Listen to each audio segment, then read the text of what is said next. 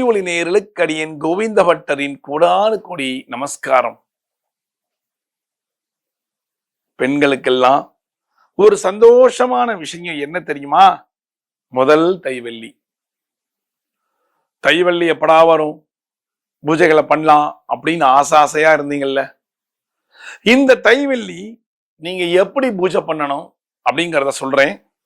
ஒன்னே ஒண்ணு, உங்களுக்குள்ள லட்சுமி கடாட்சம் வரணும்னா நீங்க என்ன பண்ணும் சொல்லுங்க?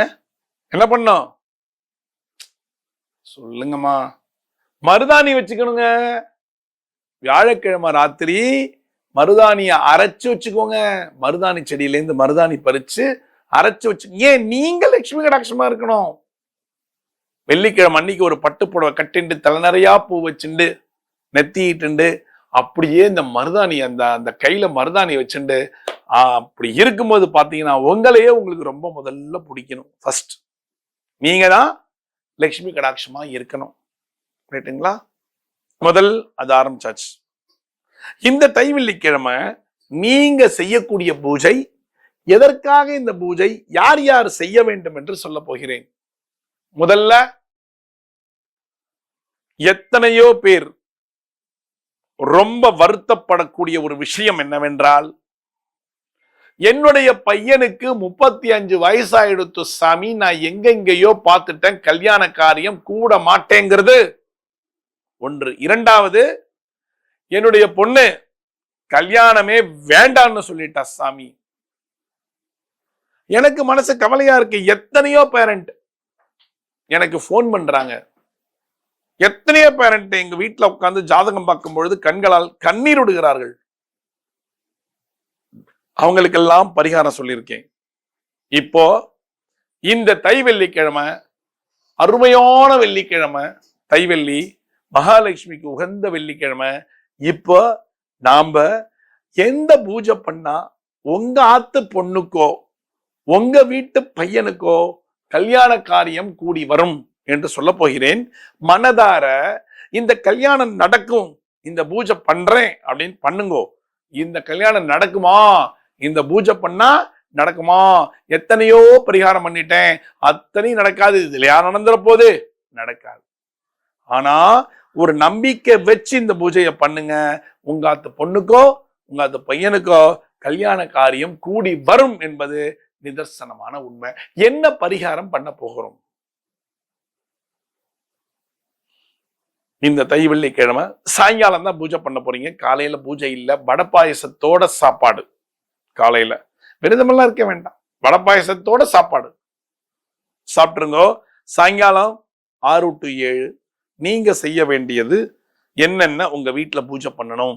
இல்ல நான் காலையில என் வீட்டுல பூஜை பண்ணிடுறேன், சாயங்காலம் எங்க வீட்டு பக்கத்துல இருக்கிற கோவில்கள் எல்லாம் விசேஷமா இருக்கும், நான் போய் கலந்துக்கணும்னு நினைச்சீங்கன்னா காலையில 6 to 7 பூஜை பண்ணிடுங்கோ. உங்காத்து பையனுக்கோ பொண்ணுக்கோ கல்யாணம் ஆலையா, எப்பொழுதுமே சொல்லக்கூடிய ஒரு பரிகாரம் தான், 54 விரலி மஞ்சளை வாங்குங்கோ. மாலை கோக்க வேண்டாம், நான் மாலை கோத்து தாயாருக்கு கட்ட சொல்லுவேன். இந்த வெள்ளிக்கிழமை நீங்க மாலையாக கோக்க வேண்டாம். 108 வாங்கிக்கோங்களேன். விரலி மஞ்சள் 108 விரலி மஞ்சளை உங்க வீட்டுக்கு வாங்கிட்டு வந்து ஒரு சிறிய தாம்பாளத்துல அதை அப்படியே பரப்பி உங்க பூஜைக்கு முன்னாடி சுவாமிகளுக்கு முன்னாடி வச்சிருங்கோ. அதுல மகாலட்சுமி தாயார் உங்க வீட்டுல இருக்காளோ இல்லையோ, பூஜை ரூம்ல தானே வச்சிருக்கேள், அதுல வச்சிருங்கோ. அந்த பூஜை ரூம்ல வச்சுட்டு தூப தீபங்கள் எல்லாம் வச்சிருங்கோ. இப்ப பூஜைக்கு ரெடி ஆகணும். பால் பாயசம் தான் இந்த வாரத்துடைய பிரசாதம். காலையில அந்த பால் பாயசத்தை ரெடி பண்ணி கொண்டு வந்து பூஜையில வச்சுக்கோங்க. உதிரி பூக்கள் இருக்கின்றன, எல்லாம் இருக்கு. ஒண்ணே முடிந்தால் 7 நெல்லிக்காய், பெரிய நெல்லிக்காய் வாங்கி பெருமாள்கிட்ட வச்சிருங்கோ. அதுக்கு அடுத்தது முன்னாடியே ரெடி பண்ண வேண்டியது ரவிக்க பிட்டு, கண்ணாடி, மஞ்சள் குங்குமம், திருமங்கல்ய சரடு, வெற்றிலை பாக்கு பழம், அதாவது 11 ரூபாயிலேருந்து ஆரம்பிச்ச தட்சணை எவ்வளவு வேணாலும் உங்க விருப்பத்துக்கு 3 செட்டு வச்சுக்கோங்க. இப்ப சுமங்கலி எல்லாம் கூப்பிட வேண்டாம், 3 செட்டு வச்சுக்கோங்க. 3 செட்டு வச்சுண்டோ இந்த 3 செட்டையுமே பூஜை செய்ய வேண்டும். பூஜையில சேர்த்து பூஜை பண்ணி தூப தீபங்கள் எல்லாம் காமிச்சு, நீங்க மருதாணி வச்சுக்கிட்டீங்களா வியாழக்கிழமை, அதுல ஒரு உருண்டை மருதாணிய ஒரு தட்டுலையும் வச்சு விட்டுருங்க. புது தட்டு வாங்குங்க, தட்டோட கொடுத்துருங்க அவங்களுக்கு. வச்சுட்டீங்களா? வச்சுட்டு பூஜை பண்ணிட்டு 3 சுமங்கலிகளை இன்வைட் பண்ணுங்க.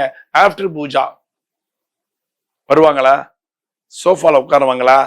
உட்காத்தி வச்சோன்னு அவங்களுக்கு அட்சதையை கொடுத்து, நீங்க தம்பதியா காலில் விழுந்து, குழந்தைகள் இருந்தாலும் 3 பேரையும் ஒரு சேர உட்காத்தி வச்சு குழந்தையோட காலில் விழுந்து, அந்த சுமங்கலிகளோட காலில் குழந்தையோட சேர்ந்து விழுந்து அவங்கள்ட்ட அச்சதை வாங்கி கொள்ளுங்கள்.